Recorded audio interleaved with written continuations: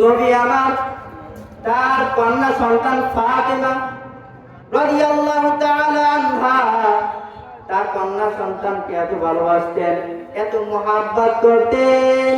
ওই কন্যা সন্তানকে ডাকতে বলে, এ আমার কন্যা সন্তান ফাতেমা, তুমি যদি কখনো অন্যায় কাজ করো, তুমি যদি কখনো অপরাধ করো, গুনাহের কাজ করো, আল্লাহর কোরআনের আয়াত অনুযায়ী তোমাকে ওই পরিমাণ শাস্তি দিব। আজকে আমাদের সমাজে আদালত আছে, আজকে আমাদের সমাজে ইনসাফ নাই রে মানুষ। নবী আমার ডাকতে বলেন, সাহাবায়ে কেরাম, তোমার আগের লোকের গোত্রের মানুষরা কেন ধ্বংস হয়েছে জানো?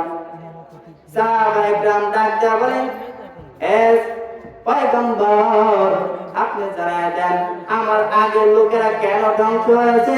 নবী আমার ডাকতে বলেছে, সাহাবায়ে কেরাম, আমার আগের লোকেরা ধ্বংস হয়েছে, তারা ইনসাফ কায়েম করতে পারে নাই, তারা আদালত কায়েম করতে পারে নাই। যে গরিব তার বেলা এক ধরনের বিচার করেছে, যে ধনী তার বেলা এক ধরনের বিচার করেছে, দুইজনের বেলায় দুই পদে বিচার করেছে, সমান বিচার তারা করতে পারে নাই, ইনসাফ অনুযায়ী বিচার তারা করতে পারে নাই।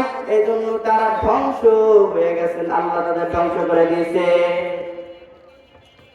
এজন্য নবীর উম্মতের দল যদি আরশে মুআল্লা নিচে জায়গা পেতে চাও, তাহলে ইমানে আদিল হয়ে যাও।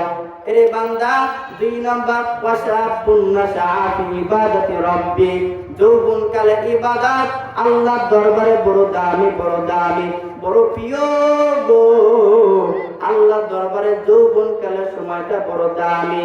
এজন্য যুবক, তুমি এখন অবহেলা না করে তোমার এই যৌবন কালের সময় আল্লাহর দরবারে দিয়ে দাও, আল্লাহর দরবারে দিয়ে দাও।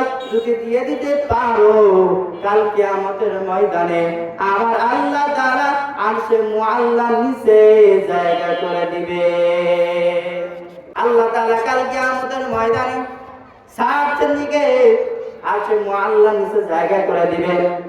1 নম্বর ইমামে আদিলকে, 2 নম্বর ওয়াশাবুন নাশা ফি ইবাদাতি রাব্বি, আল্লাহ তাআলা ওই যুবককে আরশে মুআল্লার নিচে জায়গা করে দিবেন। যেই যুবক যৌবন কালের ইবাদতটা আল্লাহর কাছে ব্যয় করে। 3 নম্বর, আল্লাহ তাআলা ওই বান্দাকে আরশে মুআল্লার নিচে জায়গা করে দিবেন। যেই আল্লাহর বান্দা মসজিদের সাথে তাআল্লুক লাগায়, মসজিদের সাথে সম্পর্ক রাখে, এক ওয়াক্ত নামাজ পড়ার পর আরেকটা নামাজের জন্য বান্দা একেবারে হয়ে যায়, বান্দা মসজিদের দিকে বান্দা ঢুকে যায়, কখন নামাজ আসবে, কখন ওয়াক্ত চলে আসবে, ওই বান্দাকে আল্লাহ তাআলা আরশে মুআল্লার নিচে জায়গা করে দিবেন।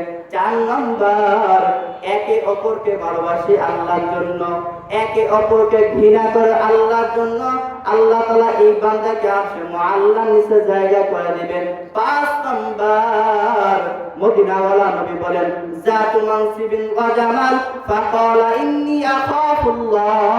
5 নম্বর, ওই বান্দাকে আল্লাহ তাআলা আরশে মুআল্লার নিচে জায়গা করে দিবেন যেই বান্দা কোন বংশধারিণী মহিলা, সুন্দর মহিলা এসে বলে, হে যুবক, তুমি আমার সাথে অন্যায় কাজ করবানি, তুমি আমার সাথে জিনার কাজ করবানি। ওই যুবক তখন বলে, না না, ইন্নী আখাফুল্লাহ, আমি আল্লাহকে ভয় করি, আমি অন্যায় কাজ করব না। দুনিয়ায় কেউ দেখে না, কিন্তু দেখেন একজন, বলেন কে? আল্লাহ তাআলা তাকে আরশে মুআল্লার নিচে জায়গা করে দিবেন। 6 নম্বর, ওই বান্দাকে আল্লাহ তাআলা আরশে মুআল্লার নিচে জায়গা করে দিবেন যেই বান্দা ডান হাতে দান করে, বাম হাত খোঁজ রাখে না, বাম হাতে দান করে, ডান হাত জানে না, ওই বান্দাকে আল্লাহ তাআলা আরশে মুআল্লার নিচে জায়গা করে দিবেন। 7 নম্বর, আল্লাহ তাআলা ওই বান্দাকে আরশে মুআল্লার নিচে জায়গা দিবেন যেই বান্দা নির্জনে যে জিকির করে, আল্লাহকে ডাকে আর অজরে চোখ দিয়ে পানি পড়ে, আল্লাহ তাআলা ওই বান্দাকে আরশে মুআল্লার নিচে জায়গা দিয়ে দিবেন।